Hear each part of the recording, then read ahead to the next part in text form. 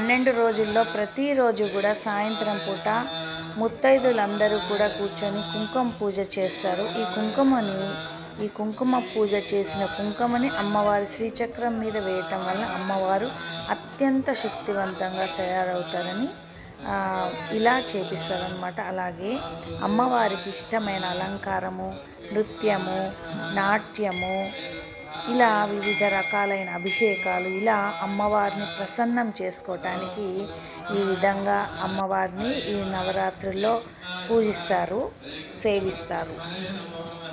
ప్రతి ఒక్కళ్ళు కూడా ఈ నవరాత్రుల్లో సాయంత్రం పూట ఇలా కుంకుమ పూజలో పాల్గొని భక్తి శ్రద్ధలతో ఆ అమ్మవారిని పూజించి సేవించి అమ్మవారిని ప్రసన్నం చేసుకోవటాని కోసం అందరూ కూడా ఇక్కడికి వచ్చి అమ్మవారిని పూజించటం జరుగుతుంది. అలాగే సాయంత్రం పూట కూడా ఈ కుంకుమ పూజలు అయిన తర్వాత మహామంగళ హారతులు ఉంటాయి. తర్వాత అమ్మవారిని కీర్తిస్తూ కొన్ని పాటలు, ఇలా రకరకాలుగా పూజలు జరుగుతాయి. అవేంటో ఈ వీడియో ద్వారా మనం అందరం తెలుసుకుందాం.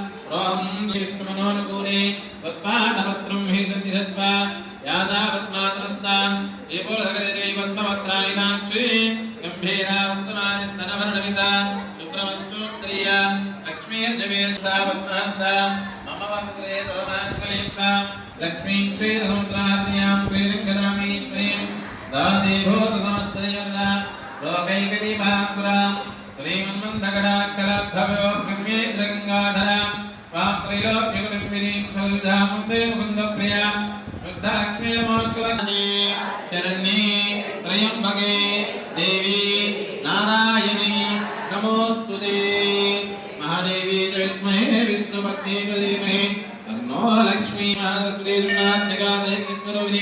चंडी पराशक्ति देवताभ्यो नमः नानाविध परिमलपत्र पुष्पाक्षतारिं समर्पयामि देवताभ्यो नमः अतः भगवान् श्रीमात्स्तोत्रचन्द्राभुजं भगवान् श्रीमात्मकः అందరూ పుష్పం కూడా తీసుకుని గౌరీ అమ్మవారి దగ్గర పెట్టి నమస్కారం చేసుకోండి.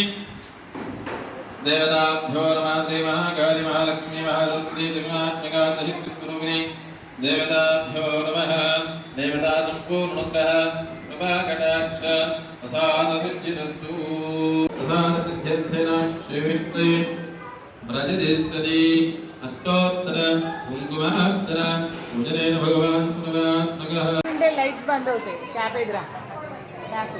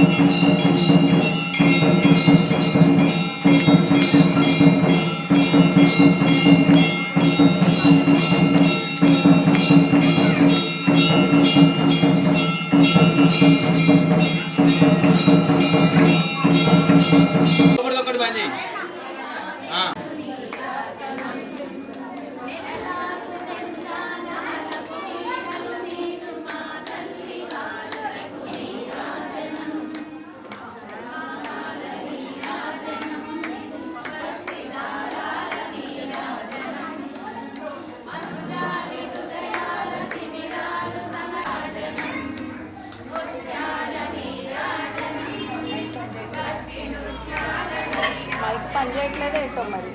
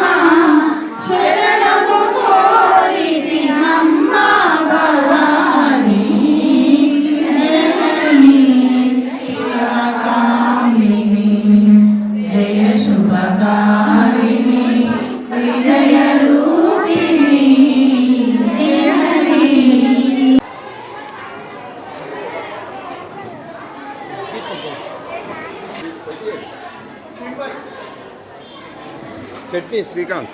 ఇదేంటమ్మా మంజులా ఏం పెడుతున్నావు? ఇడ్లీ ఇడ్లీ పెట్టండి